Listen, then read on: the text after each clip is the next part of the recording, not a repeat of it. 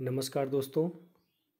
हिंदी व्याकरण की इस कक्षा में आज हम पढ़ेंगे सर्वनाम, उसके प्रकार और उदाहरण। और इसके साथ ही साथ हम यह भी जानेंगे कि सर्वनाम और सार्वनामिक विशेषण में क्या अंतर है। तो इन सभी बिंदुओं को जानने के लिए मेरा यह वीडियो आप अंत तक अवश्य देखें। तो आइए सबसे पहले हम जानते हैं सर्वनाम किसे कहते हैं। संज्ञा अथवा नाम के स्थान पर आने वाले शब्दों को ही सर्वनाम कहते हैं। अर्थात किसी नाम के बदले जो दूसरे शब्द प्रयोग में लाए जाते हैं उसे ही सर्वनाम कहते हैं। जैसे उदाहरण देखेंगे, सालू ने कहा कि मैं मिठाई लूँगी। मीरा ने कहा कि क्या वह नहीं पढ़ेगी। यहाँ पर मैं, वह, ये दोनों जो शब्द हैं ये सर्वनाम शब्द हैं। तो आइए अब देखते हैं सर्वनाम के और कितने शब्द होते हैं और उनके कितने भेद हैं। सर्वनाम के भेद हैं, हिंदी में कुल 11 सर्वनाम शब्द हैं।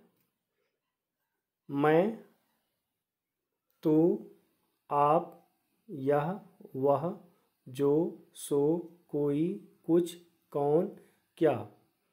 इन्हीं 11 शब्दों को ही थोड़े बहुत परिवर्तन के साथ अन्य सर्वनाम शब्दों के रूप में भी प्रयोग में लाया जाता है। जैसे मैं, मेरा, मुझको, तू, तुम, तुम्हारा, तुमसे, इस तरह के सर्वनाम शब्द बनते हैं। इन्हीं के प्रयोग के आधार पर सर्वनाम के कुल 6 भेद बताए गए हैं। उनके भेद के नाम देखते हैं। पहला है पुरुषवाचक सर्वनाम। इसमें जो शब्द आते हैं मुख्य रूप से वह मैं और तू। दूसरा अन्य निश्चयवाचक सर्वनाम, यह, वह। तीसरा अनिश्चयवाचक सर्वनाम, कोई, कुछ। चौथा प्रश्नवाचक सर्वनाम, कौन, क्या। पांचवा संबंधवाचक सर्वनाम, जो, सो। संबंधवाचक में ही जैसा वैसा का भी प्रयोग होता है। छठवां निजवाचक सर्वनाम, आप, खुद, स्वयं। इन शब्दों का प्रयोग होता है निजवाचक सर्वनाम में। तो आइए इनको विस्तार से जानते हैं, इन भेदों को। पहला है पुरुषवाचक सर्वनाम। किसी स्त्री या पुरुष के नाम के बदले आने वाले शब्द को पुरुषवाचक सर्वनाम कहते हैं। इसके 3 भेद हैं। पहला है उत्तम पुरुष। वक्ता अर्थात बोलने वाला अपने लिए जिन शब्दों का प्रयोग करता है, जैसे मैं, हम, मुझे, मेरा, मुझसे। वाक्य में प्रयोग देखेंगे, मैं एक भारतीय हूँ, मुझसे चला नहीं जाता। यहाँ पर मुझसे और मैं उत्तम पुरुष वाचक सर्वनाम हैं। दूसरा मध्यम पुरुष। सुनने वाले व्यक्ति के लिए जिन शब्दों का प्रयोग होता है वे मध्यम पुरुष कहलाते हैं। जैसे तुम, तू, आप, आपका, आपसे, तुम्हारा। उदाहरण देखेंगे, तुम आ गए। यहाँ पर तुम मध्यम पुरुष का उदाहरण है। आपका नाम क्या है, आपका, मध्यम पुरुष। तीसरा अन्य पुरुष। बोलने वाला जिसके विषय में बात करता है उसे अन्य पुरुष कहते हैं। जैसे वह, वे, उसे, उसका, उससे, उसको। इसे ही अंग्रेजी में थर्ड पर्सन कहते हैं। वक्त बोलने वाला और सुनने वाला जो आमने सामने होते हैं वो जब किसी तीसरे व्यक्ति के बारे में बात करते हैं और उस तीसरे व्यक्ति के लिए जिन सर्वनाम शब्दों का प्रयोग करते हैं उसे ही अन्य पुरुष कहते हैं। उदाहरण देखेंगे, उसे बाजार जाना है। उसे यहाँ पर अन्य पुरुष का उदाहरण थर्ड पर्सन। वे लोग चले गए। यहाँ पर वे अन्य पुरुष का उदाहरण है। दूसरा है निश्चयवाचक सर्वनाम और इसे ही संकेतवाचक सर्वनाम भी कहते हैं। जिस शब्द में किसी पास या दूर की निश्चित वस्तु या व्यक्ति का बोध होता है उसे निश्चयवाचक सर्वनाम कहते हैं। जैसे यह, वह, ये, वे। ये किसी निश्चित वस्तु की ओर संकेत करते रहते हैं। और यह और वे, वह और वे का प्रयोग अन्य पुरुष में भी होता है, लेकिन वहाँ पर वे कर्ता के रूप में होते हैं। और यहाँ पर यह, वह, ये, वे किसी निश्चित वस्तु या व्यक्ति की ओर संकेत कर रहे होते हैं। ये अंतर है दोनों में। वह राम की गाड़ी है, वह गाड़ी की ओर संकेत कर रहा है। यह मोहन का घर है, वह अच्छी पुस्तक है, वह पुस्तक की ओर संकेत कर रहा है। ये मेरी पुस्तक है, ये मेरी पुस्तक की ओर संकेत कर रहा है।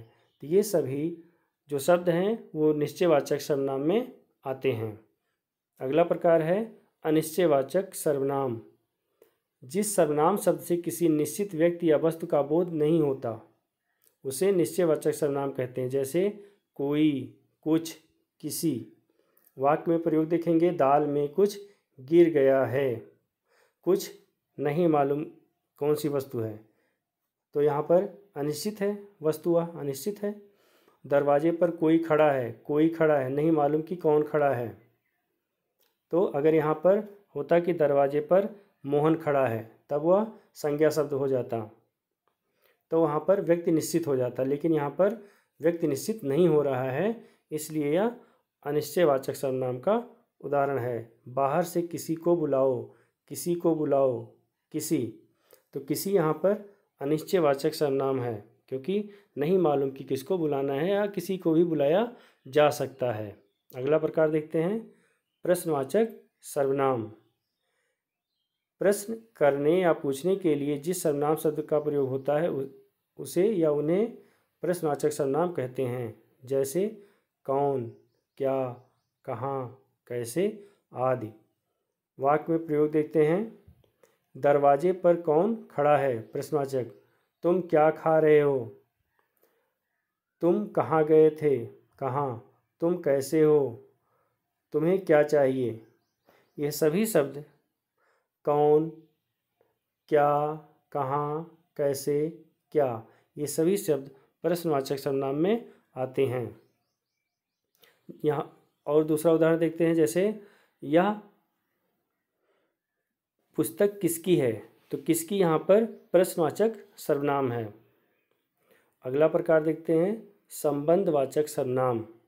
जिस सर्वनाम शब्द से दो भिन्न भिन्न बातों का आपस में संबंध प्रकट हो, दो बातें आपस में जुड़ी हुई प्रतीत होती हैं, ऐसी स्थिति में संबंधवाचक सर्वनाम होता है। जैसे जो, सो, जैसा, वैसा।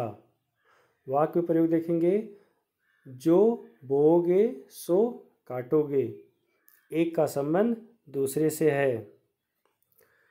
जो चाहो करो, जो चाहो वो करो होना चाहिए था, यहाँ पे वो छोड़ दिया जाता है कई बार। जो कमाएगा वही खाएगा, जैसी करनी वैसी भरनी, या जैसा करोगे वैसा भरोगे। ये सभी शब्द संबंधवाचक सर्वनाम में आते हैं। निजवाचक सर्वनाम। कर्ता अपने लिए जिन सर्वनाम शब्दों का प्रयोग करता है उन्हें निजवाचक सर्वनाम कहते हैं।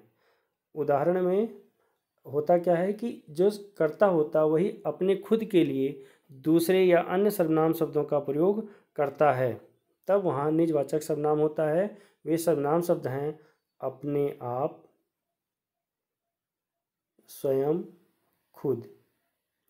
मैं अपना खाना स्वयं बनाता हूँ, यहाँ पर स्वयं। हमें अपना काम अपने आप करना चाहिए। हम अपने कपड़े खुद धोते हैं, मैं बाजार अपने आप चला जाऊँगा। यहाँ पर जो करता है हमें, मैं, हम, मैं, ये अपने खुद के लिए ही अन्य सर्वनाम शब्दों का प्रयोग कर रहा है, इसलिए यहाँ पर अपने, स्वयं, खुद ये निजवाचक सर्वनाम के शब्द या उदाहरण हैं। अब हम जानते हैं सर्वनाम शब्द और सार्वनामिक विशेषण में क्या अंतर होता है।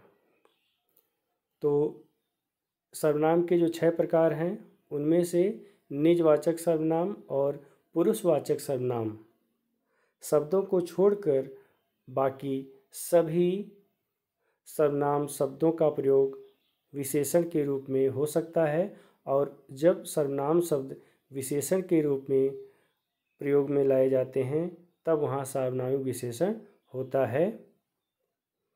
जैसे वह रीमा की स्कूटी है, ये यहाँ पर वह जो है वो सर्वनाम है क्योंकि वह स्कूटी की ओर संकेत कर रहा है, निश्चयवाचक सर्वनाम। लेकिन जब हम वह के तुरंत बाद स्कूटी या संज्ञा शब्द रख देते हैं तब और वह का संबंध दूसरे संज्ञा शब्द से होता है, विशेषण के रूप में होता है, उसकी ओर संकेत करता होता है, तो ऐसी स्थिति में वह सार्वनामिक विशेषण का उदाहरण हो जाता है क्योंकि यहाँ पर वह का संबंध स्कूटी से है। यह मेरा घर है, यह जो है संकेत कर रहा है घर की ओर, निश्चयवाचक सर्वनाम। यह घर मेरा है, यहाँ पर यह का संबंध दूसरे शब्द संज्ञा शब्द से है और उसके ओर संकेत हो रहा है विशेषण के रूप में। जैसे मान लो कि बहुत सारे घर हैं और उसमें से आप बताएं, संकेत करें कि यह घर मेरा है, तो यहाँ पर यह सार्वनामिक विशेषण है।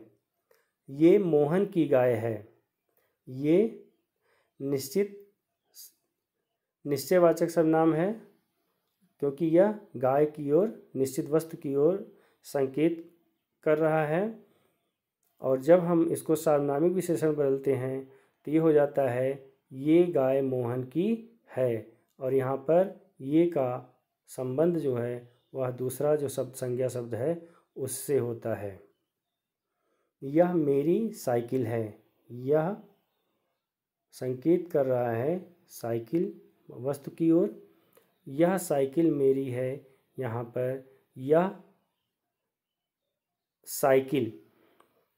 साइकिल की ओर विशेष वस्तु की ओर संकेत हो रहा है संज्ञा शब्द की ओर, तो यह साइकिल के विशेषण के रूप में आ रहा है। जैसे मान लो साइकिल स्टैंड बहुत सारी साइकिलें खड़ी हैं और उसमें से किसी एक साइकिल की ओर आप इशारा करके कहें कि यह साइकिल या वह साइकिल मेरी है, तब ऐसी स्थिति में वो यह या वह सार्वनामिक विशेषण हो जाता है।